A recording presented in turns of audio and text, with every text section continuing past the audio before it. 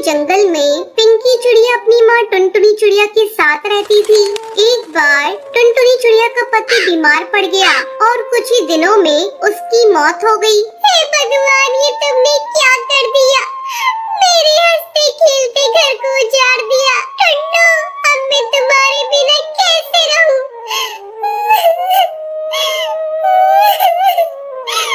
इतना कहकर टुनटुनी चिड़िया विलाप करने लगी। पास में बैठी पिंकी चिड़िया भी रो रही थी। इसी तरह कई दिन बीत गए। उनके घर का सारा राशन भी खत्म हो गया था। तब हिम्मत करके टुनटुनी चिड़िया भोजन की तलाश में जाती है। जाने से पहले वो अपनी बेटी पिंकी चिड़िया को समझाती है, बेटा, तुम घर से बाहर मत निकलना। मैं शाम तक भोजन लेकर लौटूंगी। तब तक तुम घोंसले के अंदर ही रहना। ठीक है माँ, मैं नहीं निकलूंगी। टुनटुनी चिड़िया के जाते ही हरी ताई का बेटा मिट्ठू तोता टुनटुनी के घर आता है। पिंकी, चला चलकर खेलते हैं। जब से तेरे पापा गुजरे हैं तू खेलने के लिए नहीं आती है। नहीं मिट्टू, मैं खेलने नहीं जाऊंगी। मेरी माँ ने मुझे घोंसले से बाहर निकलने को मना किया है। पिंकी, तू अपनी माँ से बहुत डरती है। तू चल, तेरी माँ के वापस लौटने से पहले हम लोग खेलकर वापस चले आएंगे। और मिट्ठू तोता के बार बार जिद करने पर पिंकी चिड़िया उसके साथ खेलने के लिए चली जाती है।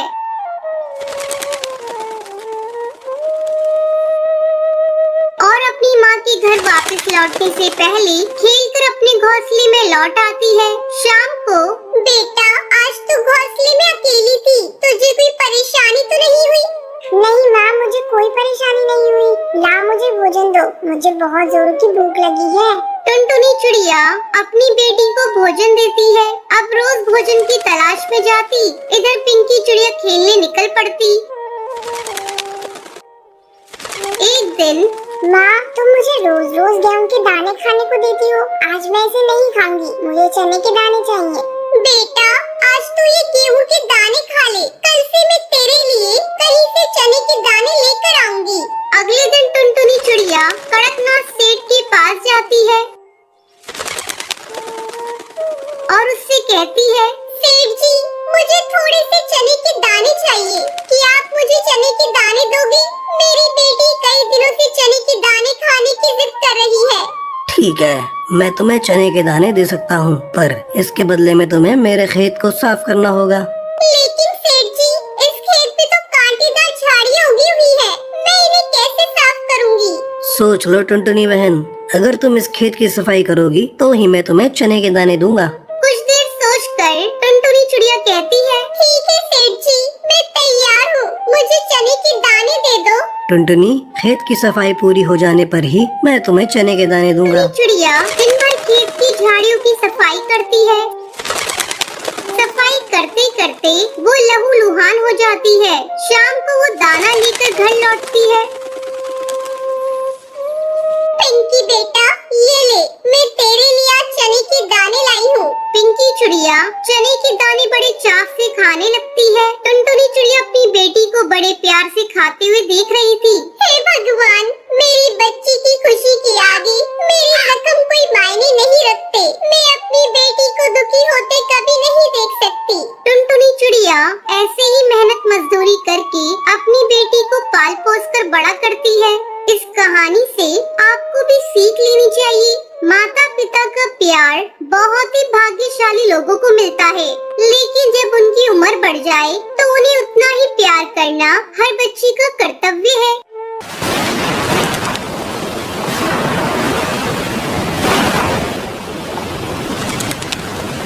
टुनटुनी अपने माँ बाप की इकलौती बेटी थी। उसके माँ बाप ने उसकी शादी बड़े ही धूमधाम से बंटी नाम के कबूतर से की थी। वो एक बहुत बड़ी कंपनी का मालिक था। टुनटुनी अपने ससुराल में बहुत खुश थी। अचानक एक दिन उसे खबर मिलती है कि बंटी की एक दुर्घटना में मौत हो चुकी है। बहू, किसका फोन है?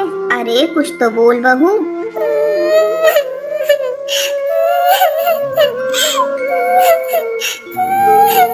माँ जी, सब खत्म हो गया, सब बर्बाद हो गया माँ जी। बंटी की तेज तूफान आने के कारण मौत हो गई माँ जी। बहू, तुझे गलत जानकारी मिली है। कोई तुझसे मजाक कर रहा होगा।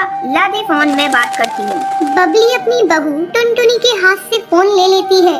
क्या बात है कालू, तूने बहू से क्या बोला है? आंटी जी ये बात सच है, बंटी की मौत हो चुकी है। ये सुनकर बबली रोने लगती है।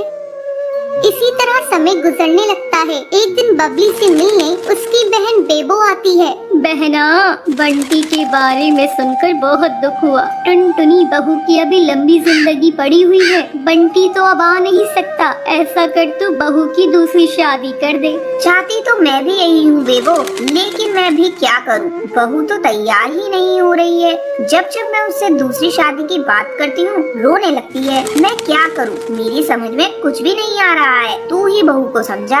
बेबो टुनटुनी की कमरे में जाती है।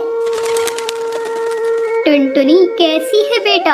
अरे मौसी जी, आप कब आई? मैं अभी अभी आई हूँ बेटा। मैं अभी आपके लिए फ्रूट काट कर ला रही हूँ मौसी जी।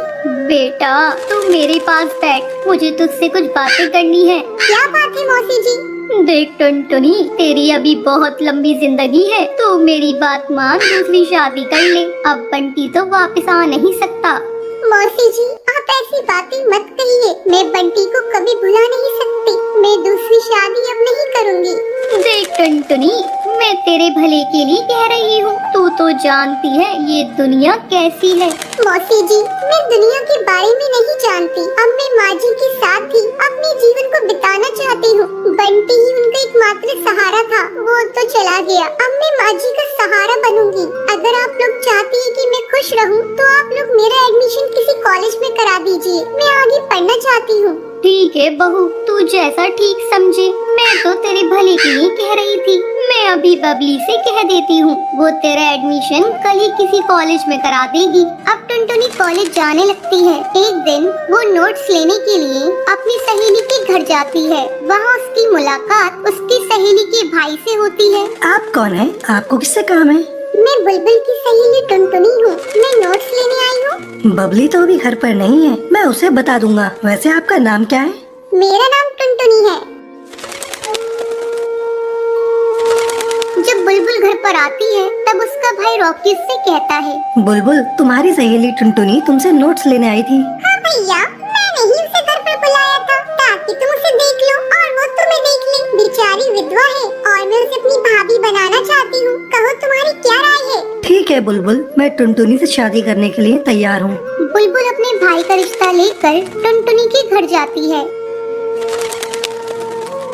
आंटी जी, मैं टुनटुनी को अपनी भाभी बनाना चाहती हूँ। मेरे माँ बाप तो बचपन में ही गुजर गए हैं, इसलिए मैं अपने भाई का रिश्ता लेकर आई हूँ।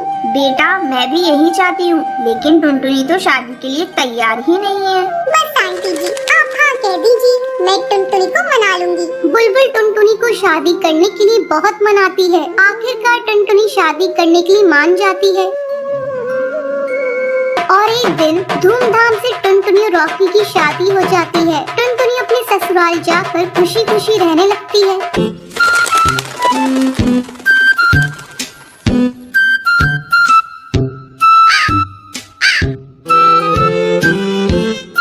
एक जंगल में कल्लू नाम का एक हलवाई था। वो बहुत ही लालची था। वो कद में जितना छोटा था, शरीर से उतना ही मोटा था। उसकी तोन बड़े मटके के आकार की थी। उसकी मिठाई की दुकान बहुत मशहूर थी। वो मिठाई बेचकर खूब पैसे कमाता था, लेकिन अपने लालची स्वभाव के कारण वो मिठाई में बहुत मिलावट करता था। मिलावटी मिठाई के दाम भी ऊंचे रखता था और किसी भी ग्राहक से ज्यादा पैसे वसूलने की कोशिश करता था। वो लालची होने के साथ साथ बहुत मीठी मीठी बातें करके पक्षियों को उल्लू बनाता था। एक दिन कुछ मिठाई लेने के लिए ग्राहक उसकी दुकान पर आए। तब उसने अपनी तोन पर हाथ फेरते हुए कहा, आओ टुनटुनी बहन आओ। बहन, सारी की सारी ताज़ी मिठाइयाँ हैं। लड्डू, बर्फी, जलेबी, बर्फी, पेड़ा, गुलाब जामुन सब ताजे ताजे हैं। बोलो क्या क्या लोगे, कितना तोलूं? टुनटुनी ने कहा, कल्लू भाई, बड़ी महंगी रहती है तुम्हारी मिठाई। कल्लू हलवाई ने मुस्कुराते हुए कहा, बहन टुनटुनी, ऊंचा दाम अच्छा नाम। ऐसी मिठाई पूरे जंगल में नहीं पाओगे। पेड़े और बर्फी तो बिल्कुल शुद्ध खोए की बनवाता हूँ। कल्लू भाई, ये पेड़ा तो आज का बना हुआ नहीं लगता है। कल्लू हलवाई ने टपाक से से कहा, अजी टुनटुनी बहन, ये पेड़े अभी अभी ताजे बने हुए कारखाने से लाया हूँ, खुशबू से अंदाजा लगा लो मेरी बहन। इस प्रकार से वो अपनी बासी मिठाइयाँ भी बेच लेता था। तो मिठाइयाँ बेचकर बहुत पैसे कमा रहा था। फिर भी उसके मन में और लालच आता गया। उसने एक दिन खोए के एक व्यापारी से संपर्क किया जो मिलावटी खोए का व्यापार करता था। हलवाई ने उससे मिलावटी खोया खरीदना शुरू किया। उसे मिलावटी खोया आधे से भी कम दाम में मिल जाता था और वो उससे मिठाई बनाकर बहुत पैसे कमाता था। इस प्रकार वो पक्षियों की सेहत और धन दोनों के साथ खिलवाड़ कर रहा था। कल्लू हलवाई की पत्नी ने एक दिन उसे टोका और कहा, आप ऐसा मत कीजिए, ये मिलावटी खोया आपके लिए बहुत बड़ी मुसीबत खड़ी कर सकता है। कल्लू ने गुस्से में आकर अपनी पत्नी से कहा, तू मेरे काम में टांग बतड़ा, व्यापार में ये सब कुछ करना पड़ता है।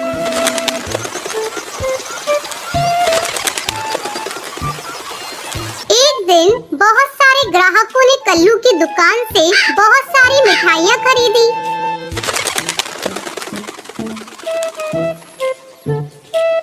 कुछ घंटों के बाद जंगल में बहुत सारे पंछी को फूड पॉइजनिंग हो गई, जिसने कल्लू की भी मिठाई खाई। वो सभी बीमार होकर हॉस्पिटल पहुंच गए। ये खबर पूरे जंगल में फैल गई।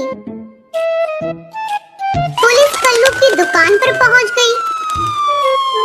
थानेदार ने कल्लू से कहा, कल्लू, तुम्हारी मिठाई खाकर बहुत से लोग बीमार हो गए, तुम्हें हमारे साथ थाने चलना होगा। मेरी मिठाइयों में कोई दोष नहीं है, गर्मी बहुत पड़ रही है, जंगल का मौसम खराब है, आप मेरी मिठाई खा के तो देखिए। कल धीरे से बुदबुदाया।